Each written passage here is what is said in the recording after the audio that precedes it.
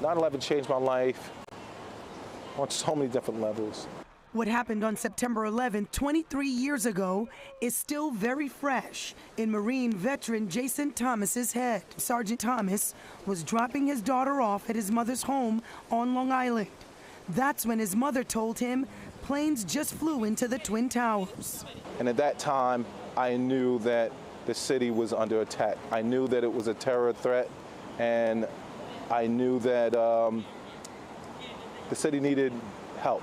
Without hesitation, Thomas headed straight to Lower Manhattan. By the time he arrived, he too had to take cover. I look up and I can see the tower collapsing directly in front of me.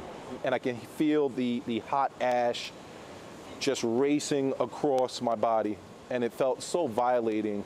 It felt like sandpaper. And I can hear people running by me, crying. And it was so devastating. I went to the trunk of my car, I grabbed my military gear out, and I threw it on. With his own safety in jeopardy, Sergeant Thomas found fellow Marine Staff Sergeant David Carnes. Together, they ran into a mountain of debris to start a rescue mission. As I'm moving towards the pile of rubble, getting closer to the pile of rubble, I can hear jet planes flying over top.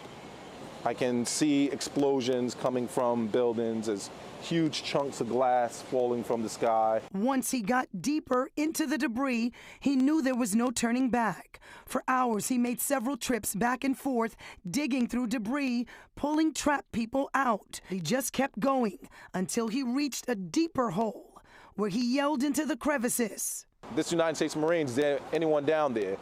And we wouldn't get any response at all. He and Carnes continued. They crawled deeper into the hole. He called out again. This time, I heard a voice, but it was so weak and faint. The voice was Port Authority officer William Jimeno. When Thomas tried to get himself deeper into the hole to rescue the officer, I lost my footing and I fell in, and it felt like forever, the drop. But I landed about 10, 15 feet beneath the hole, and it knocked the wind completely out of me. But Thomas was able to get up and get moving.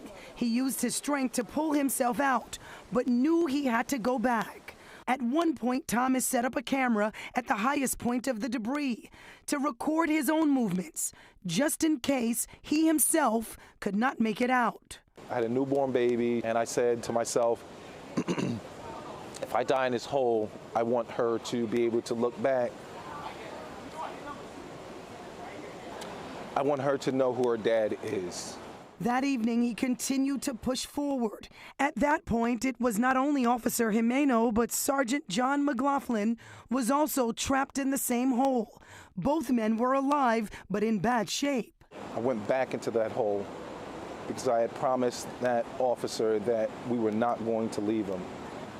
He's telling me my wife is 6 months pregnant and I'm having a baby girl. The rescue tedious and daring at times. Both Jimeno and McLaughlin got out. After saving lives, Sergeant Thomas continued going back to the site every day for more than 2 weeks. To him, it was his duty, something he would do again if he had to. Because of how I was raised, my mother instilled into me, you are your brother's keeper. And remember the camera Thomas had set up?